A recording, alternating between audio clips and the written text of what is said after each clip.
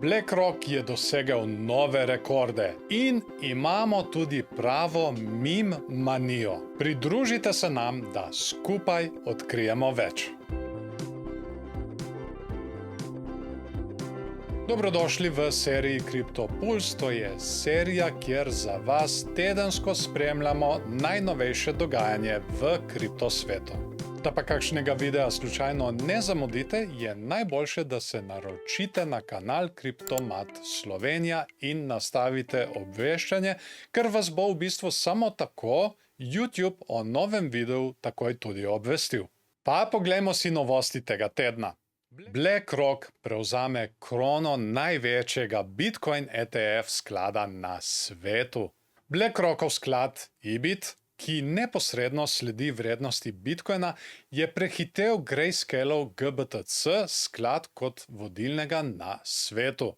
28. maja je BlackRockov sklad zabeležil priliv $102,5 milijona, medtem ko je Grayscaleov sklad doživel odliv v višini $105 milijonov. S tem prilivom ima BlackRockov IBIT sklad sedaj v lasti 288,670 bitcoinov, Grayscale pa 287,000 tam nekje. Čeprav jih je januarja ob začetku delovanja imelo kar 620,000. Zanimivo je tudi, da so BlackRockovi lastni skladi osredotočeni na obveznice in dohodke v prvem četrtletju kupili delnice njihovega Bitcoin ETF sklada. Skupaj skladi s sedežem v SDA, ki neposredno sledijo Bitcoinu, imajo sedaj v lasti več kot milijon Bitcoinov, kar predstavlja približno 5,10% celotne ponudbe Bitcoinov. Memecoini prevzemajo trg. Cardano je izgubil mesto med top 10 kriptovalutami. Svet kriptovalut je obnorel za memecoini. Dve takšni valuti, Dogecoin in novi prišlek Shiba Inu, sta se sedaj uvrstili med top 10 kriptovalut po tržni kapitalizaciji. V zadnjih tednih smo priča neverjetni rasti memecoinov, kjer so valute kot Pepe, Shiba Inu, Dog with Head in druge dosegle svoje dosedanje rekorde. Ta val uspeha je izrinil s prestola marsikatero kriptovaluto z dolgoletno tradicijo. Cardano, ki je bil v bikovskem obdobju 2020-2021 celo na tretjem mestu po tržni vrednosti, je zaradi vzpona Shiba Inu sedaj na 11. mestu. Shiba Inu ima trenutno tržno kapitalizacijo $16,4 milijarde, Cardano pa le $16,3 milijarde. Cardano se trenutno trguje po ceni $0,45, kar je več kot 80% pod njegovim rekordom, ki je znašal preko $3,10. Medtem, ko so si Bitcoin in druge kriptovalute opomogle od prejšnjega padca, celo dosegle nove rekorde, Cardano ostaja ujet v določenem cenovnem razponu, podobno kot Ripple. Poleg Shiba Inu je tudi memecoin Pepe za nekaj časa izrinil Polygon z 18. mesta, ko je dosegel svoj novi rekord. Vendar se je cena Pepeja kmalu popravila in se spustila nazaj na 19. mesto. Tudi UIF, nova in popularna meme valuta, je prehitela Hedera na 28. mestu. Torej, trg kriptovalut trenutno obvladujeta memecoina Dogecoin in Shiba Inu, ki sta se prebila med top 10 digitalnih valut. Britanska digitalna banka CRU prepoveduje kriptotransakcije. Londonska Challenger banka CRU je svojim strankam prepovedala izvajanje kriptotransakcij, saj želi pomagati pri varovanju uporabniških računov in denarja.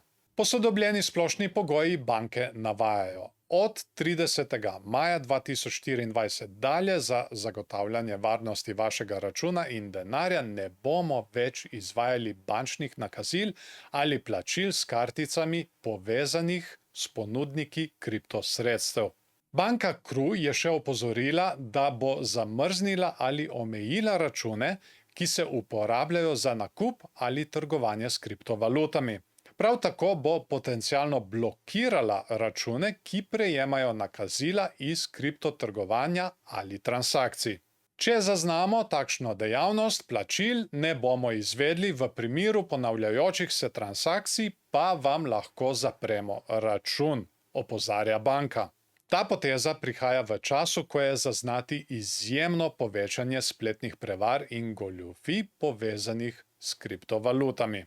Banka Kru je najnovejša med drugimi britanskimi challenger bankami, vključno Starling Bank in Chase UK, ki prepovedujejo transakcije s kriptovalutami. Podobno strategijo je uporabila tudi britanska banka NatWest, ki je svojim strankam omejila izdatke za kriptovalute. NatWest navaja, da lahko njene stranke dnevno opravijo le kriptoplačila v vrednosti do 1000 funtov in 5000 funtov v 30 dneh. Ta teden smo imeli tudi konsenzus 2024, ki je največje, najdlje trajajoče in najbolj vplivno srečanje na svetu, ki združuje vse strani kriptovalutne, blockchain in web3 skupnosti. Dogodek ponavadi ponuja raznolike vsebine od poglobljenih pogovorov z vizionarskimi govorci do praktičnih delavnic osredotočenih na reševanje izzivov v industriji. Razvijalci, investitorji, ustanovitelji podjetij, blagovne znamke, politični odločevalci in drugi so lahko pridobili znanje in orodja, ki jih potrebujejo za nadaljnje ustvarjanje temeljev decentralizirane prihodnosti. Ime konsenzus ali soglasje ni naključje. Ta dogodek je glavni forum, kjer se industrija sreča, da razpravlja o ključnih vprašanjih sodobnosti, izpostavlja največje uspehe in vodi pogovore o najpomembnejših temah. In smo na CoinMarketCap spletni strani in si bomo na kratko ogledali, kako se je kaj gibal kriptotrg po 10 največjih kriptokovancih. In to v primerjavi s prejšnjim tednom. No, pa dejmo, Bitcoin, kot vidimo, je padel za skoraj 3%, Ethereum za tam okoli 2,5%, Tether spustimo, ker je stablecoin, BNB je padel za približno 3,5%, Solana za kar 6%, USDC je tudi stablecoin, zato ga izpustimo, XRP je padel za 1,24%, Dogecoin za skoraj 5%, Cardano se je povzpel, torej je nazaj med top 10, ampak je vseeno padel za nekje 6%, Toncoin pa je zrastel za 0,44 oziroma za 0,5%. Shiba Inu se je tako vrnil nazaj na svoje 11. mesto, kljub temu, da je zrastel za 3%. To samo pove, kako hitro se lahko spreminja situacija na kriptotrgu. In smo na Bitcoin dnevnem grafu. Tukaj imamo Bitcoin napram ameriškemu dolarju in če se morda spomnite iz prejšnjega videa, smo izrisali tole bikovsko zastavo in takrat sem tudi povedal, da te meje, te zgornje meje, tegale padajočega kanala nikakor ne smemo izgubiti. No, to zadnje dogajanje mi niti malo ni toliko všeč, ampak kot vidimo, se lepo odbijamo od te meje, ki smo jo tudi izrisali v prejšnjem videu. Tako da v bistvu še vedno obstaja neka možnost, da se tale vzorec lahko izvrši in da nadaljujemo rast. RSI, kot vidim tukaj, nima nobenih takih večjih posebnosti, je pa Stochastic RSI trenutno v preprodanem območju in zdaj bomo videli, kako se bo tukaj kaj obnašalo. Če se bo momentum preobrnil, bomo začeli lesti nazaj gor, kar bi pomenilo, da se momentum preobrača bikom v prid. No in v tem primeru bi lahko tudi pričakovali nadaljevanje rasti. Dajmo si zdaj še pogledati tedenski časovni interval. Tukaj pa lahko takoj opazimo eno lepo skrito bikovsko divergenco. To pa vidimo po gibanju cene, kjer imamo tukaj dno in više dno, medtem ko RSI pa nam kaže tukaj dno in pa nižje dno. Skrita bikovska divergenca, že vemo, kaj pomeni, to lahko pomeni nadaljevanje rasti. Tako da na tedenskem grafu je Bitcoin vsekakor bikovski, tudi stokastika RSI je trenutno v preprodanem območju, se je križal zdaj navzgor in bomo videli, če bo momentum počasi prešel bikom v korist. Oglejmo si zdaj še Ethereum, ki je bilo veliko ime prejšnjega tedna, ker so bili namreč odobreni ETF-i. Smo na dnevnem grafu in imamo Ethereum napram ameriškemu dolarju. Imeli smo ta lep vzorec padajočega klina, ki smo ga prejšnji teden tudi zelo lepo in odločno prebili. No, ta konsolidacija zdaj že nekaj časa traja in zdaj lahko potegnemo tudi nekaj napotkov ven iz tega. Kaže se zdaj že neka medvedja divergenca, jo bom kar označil. Imamo tukaj vrh in višji vrh, medtem ko pri RSI pa imamo vrh in pa vrh na tam nekje isti višini. Torej to lahko pomeni preobrat, da nas lahko čaka neka korekcija, kar je čisto običajno. No in za ta primer smo mi že označili meje v prejšnjem videu. Ta prva je tukaj, tale rumena meja od 3200 pa tam nekje do 3100 dolarjev. Zelo pomembna je tudi tale zgornja meja tegale padajočega klina, ki je bikovski vzorec.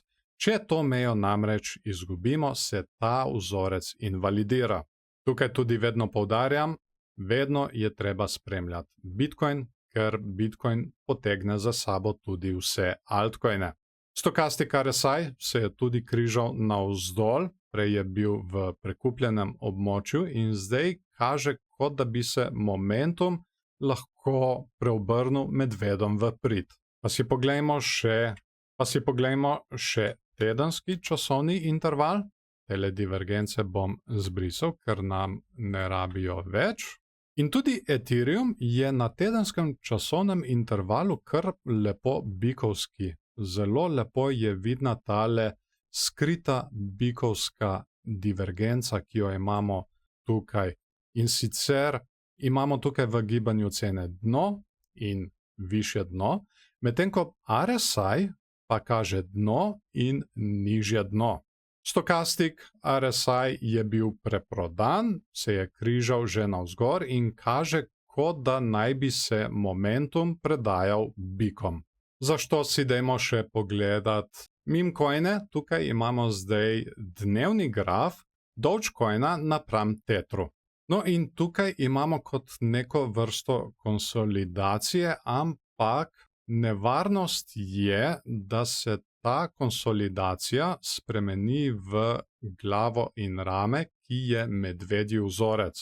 Če pogledamo natančneje, imamo tukaj tole neckline mejo, ob katero smo zdaj udarili že dvakrat.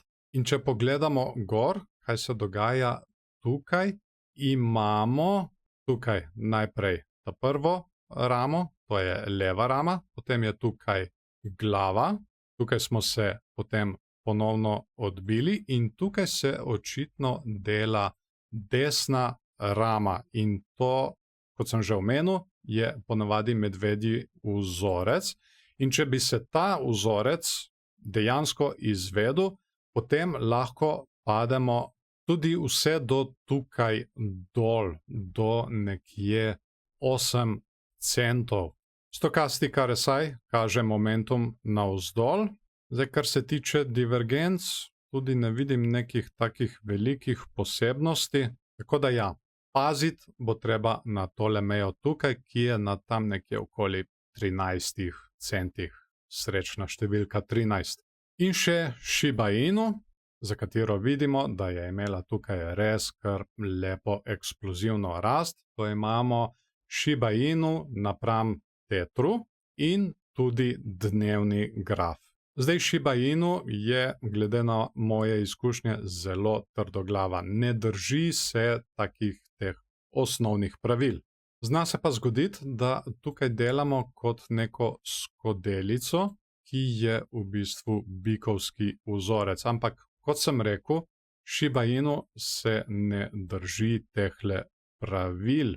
Zato bom samo označil meje, ki jih je treba gledati. In te so. Za bike je zelo pomembna tale meja tukaj zgoraj.